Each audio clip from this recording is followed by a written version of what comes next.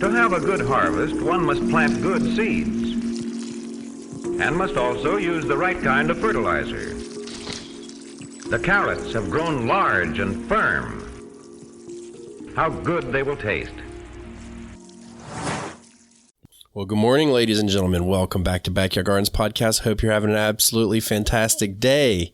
Today is all about fertilizing. Yeah, it's one of those days. So again, we're going on that path of creating everything to get your garden going in the right direction and the different pieces to the puzzle, I would say. Wouldn't you, Batavia? That would kind of get you there. Spirit fingers. That's right. Good wording. Yeah, building blocks. Building blocks, man. So look, if you want to support us, do so. Become a patron, become a subscriber, get yourself some seeds. Link is below. Use the code YBBBB to get yourself a discount available until February 15th. So get yourself a discount to help support the show and keep us on the air even longer.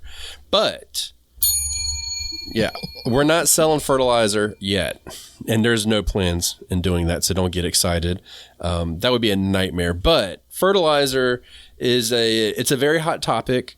A lot of people don't really use fertilizer. Some people use a lot of fertilizer. Some people use organic, synthetic, and some people view things as fertilizer that, in my personal opinion, are not fertilizers. So there is all of that we have to contend with in this. What's your stance on fertilizer, Batavia? As of now, in the last few years, I have been an advocate for fertilizing. Years prior, I just didn't want the complication. I didn't want the additional step. And I didn't recognize the value of adding a little bit more food to those things you're trying to grow. So I am pro fertilizing now. I am still a little particular about what I use for fertilizing, and that bit of ease still falls into kind of the decisions that I make. Right. So when you said the additional step, is that additional step that much of a big deal now that you're actually into it and doing it? Oh yeah, hindsight, Hindsight's 2020. Yeah, well, hindsight was, I was overreacting to like one more thing to do. No, it's probably the work that really is to be noted is just to try to find a good price for fertilizer if you're purchasing it. So that's I spend more time hunting out, something that I feel like is priced in a way that I want to purchase it than I do applying fertilizer. Yeah, and buying in bulk is an amazing way to save. That's really important. So buying in bulk makes all the difference in the world. Yeah, I agree with you completely on that. And it's not a big step, but it's one of those things you don't know what you're missing until you do it. And you got to find the path that you want to go on. I've gone all over the place in my gardening life about it. I've gone from, I will only use organic fertilizers. I've never only done synthetic. I've gone from not doing fertilizers to just doing amendments as fertilizers, from doing a lot of fertilizing to little, but it's been all over the board. And this is just kind of part of my journey to kind of test it out and see what we can find and what works for us. And we seem to have found it, but this year, and we'll get into it at the end, I'm going to tweak it yet again this year. I'm interested in hearing about that. Maybe, is it on today's episode? It is on today's episode, yeah. So we got to save about a minute or two. Okay. Yeah. Good. So good. Timing the fertilizing is really important. Well, let's go back real quick. Why is fertilizer important? Well, I think that we do a number of different things to feed our soil, but fertilizer helps feed the plants. I think that generally speaking, you could not use fertilizer, as I have over years, and still produce food.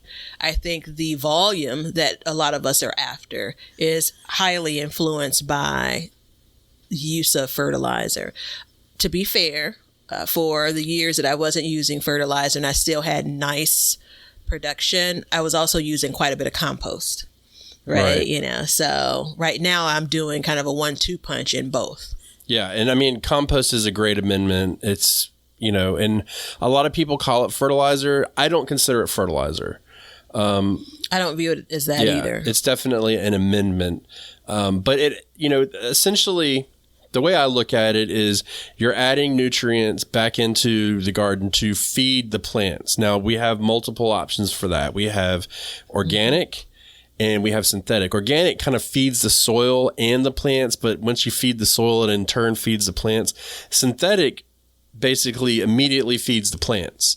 And I want you to remember, it's like a Red Bull. Yeah, it's like a Red Bull, but it's with all the negatives too. You can overfeed easier, stuff like that. You basically get the shakes, yeah. Give it a heart attack, all that good stuff. I was watching a video the other day, and a guy's like, "I drink these every day, and I've had 4 false heart attacks, but that's all right." And I'm like, "Good night."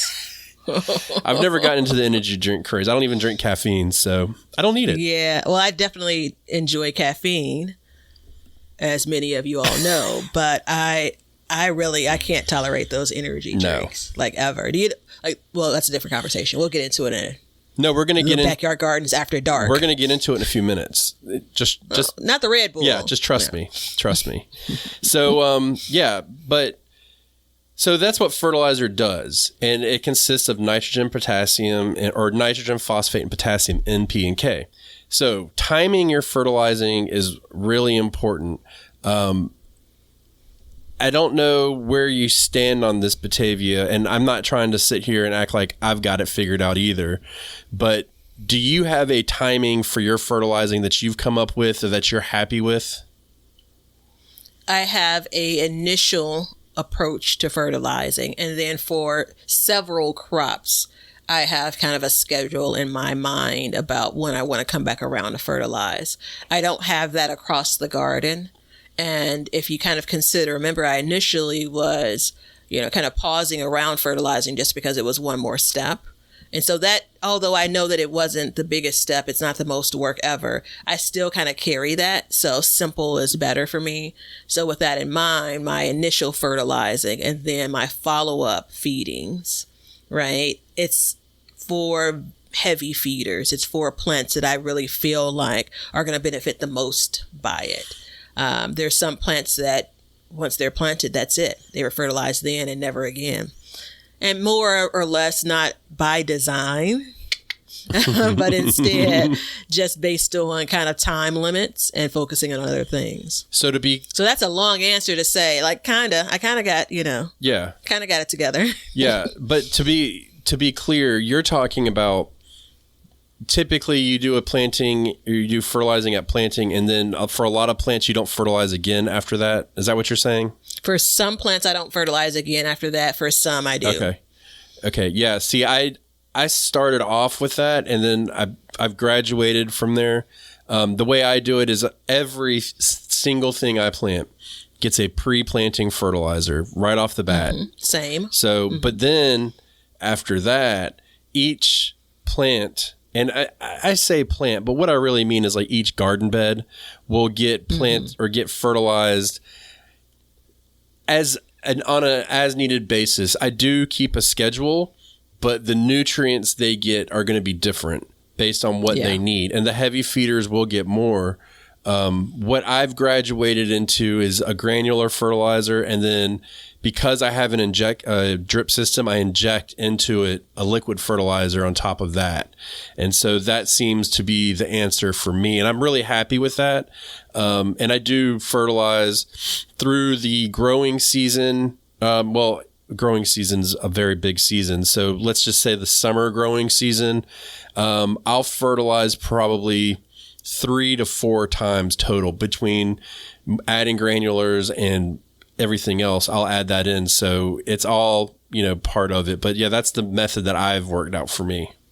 Yeah. And that's where things start to feel like they get more complicated. So my general rule is everything gets a granular fertilizer when I'm planting, period. No matter, of course, I'm planting things at different times, but they all get, a sprinkle of granular fertilizer, like hard stop.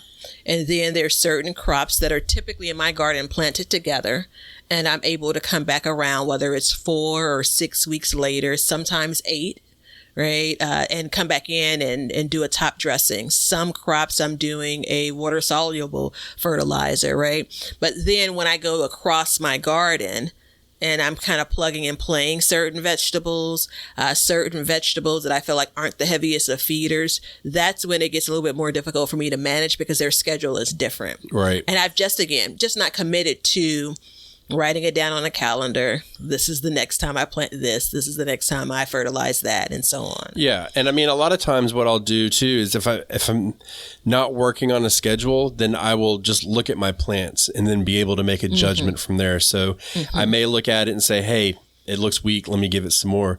But it's really important because no matter what, and I've often said this, like if you don't know what you're doing, just give it a pre-planting fertilizer. And I'm not implying, Batavia, that you don't know what you're doing. But what I'm saying is... Oh, wow. I didn't think that until you said it.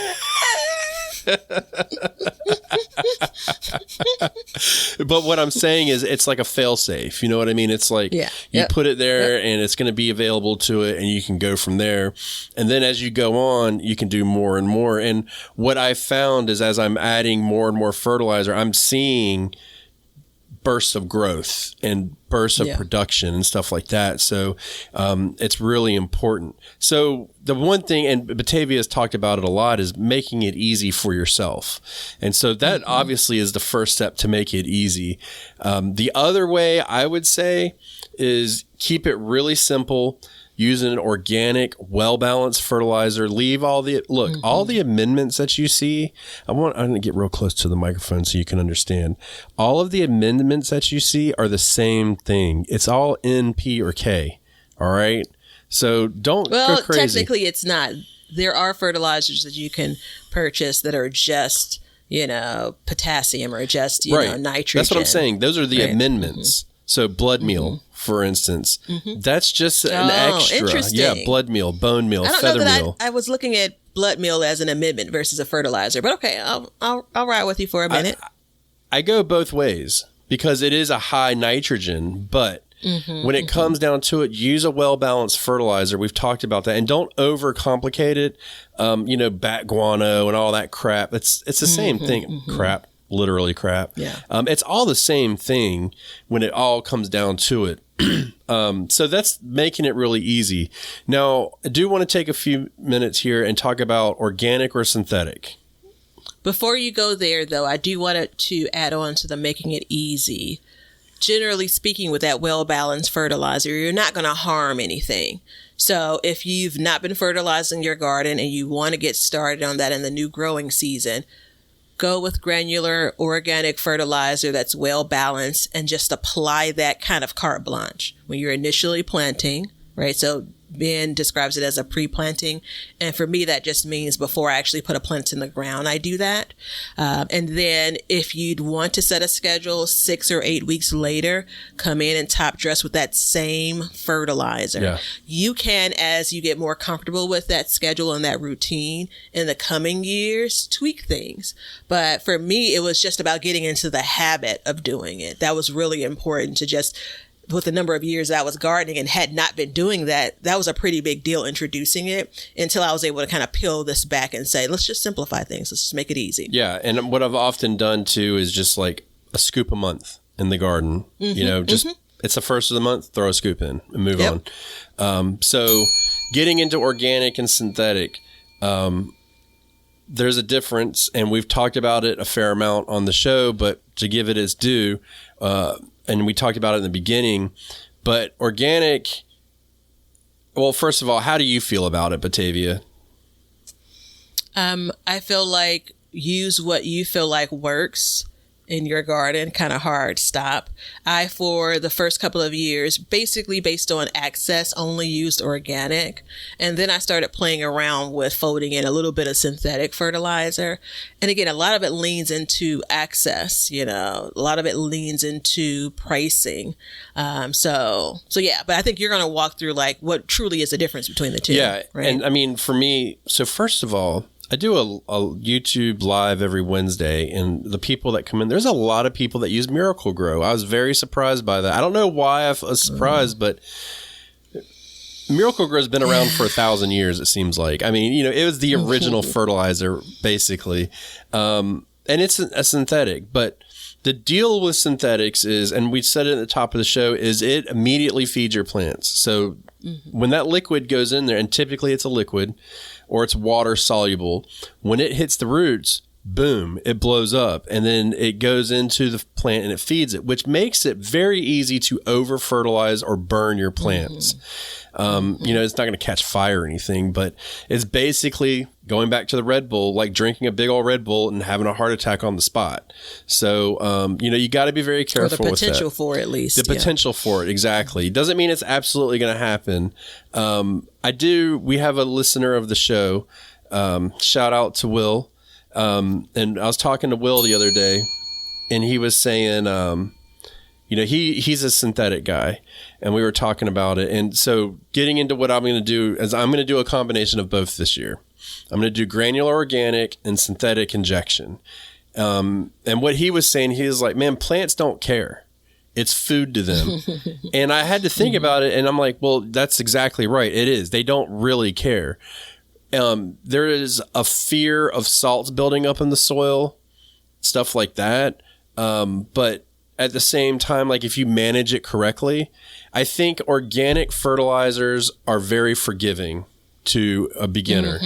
You don't have to necessarily, look, you can't go out and dump an entire bag in your garden, but if you give a little too much, fine. It takes time for it to break down. It takes about 2 to 4 weeks for that to break down. Batavia, ask me how I learned that. Well, first I'm going to say, hey, Will. Yeah. And how did you learn that, young Ben? I was growing and I was having issues, and I was like, well, let me give it some fertilizer. And I went into the internet, and I just was like, how long am I going to, before I see a change? How long will it take? And across the board, it was 2 to 4 weeks. So I timed it out and I watched it, and exactly 2 to 4, about on the second to third week, the yellow started to go away, started to get greener, started to get bigger, and I started noticing these changes. You put the synthetic in, and it's just like that. So, it's not like in front of your eyes, but you come out the next day, a couple days later, and you're like, wow, you can really notice a difference. So there's a benefit of using both based on how you feel. I think that there is the desire to see the immediate correction as well. So that's something to consider. Yeah, we're losing your internet. I was frozen. Yeah. You were. That's why I cut it short. Yeah, what she was saying is we have the desire to see the immediate correction. And what that leads us to is not really fully paying attention to our plants and reading them. So the idea is to stay one step ahead, which is why, I give fertilizer, like, again, at the beginning of the month, and you'll never really have that. You do want to be careful. You can't just add fertilizers, but when you add the fertilizer going into the synergy part of this, and with the varieties, with everything else that we've talked about so far, I don't even know what we've talked about. I forgot. All of that stuff really adds together. It's another piece to that puzzle. So whenever you give it that fertilizer, what it does is it'll just kind of magnify it, and your plant will get that boost of nutrition that it needs. Imagine doing a really hard workout and being really depleted and just being like, look, I need some protein. Well, that's what we're doing. You're giving it protein and carbs and calories, and then it'll bump up, and it'll give it that boost to produce that it needs, and then that's what we're doing right there. So there's a benefit to using like actual fertilizers, not talking about composts and coffee grounds and stuff like that. We're talking about actual granular or water soluble fertilizers. Okay, that's fertilizers, everybody, in a nutshell. That's another piece to the puzzle, like I said. So definitely, if you're not using them, maybe you should at least put a pre-planting fertilizer in and get it going in the right direction. You might be surprised at how your garden will produce over the year. So we really hope you enjoyed this. If you want to support the show, you can do so by buying some seeds from us at our seed shop. You can download the Planter app, help support them. It is planting season after all, or become a patron. And remember, on this show, we do two things. We learn to grow, and we grow for change. See ya. Now you know why people feel like celebrating at harvest time. All over the world, people have feasting and good times when the crops have been gathered in.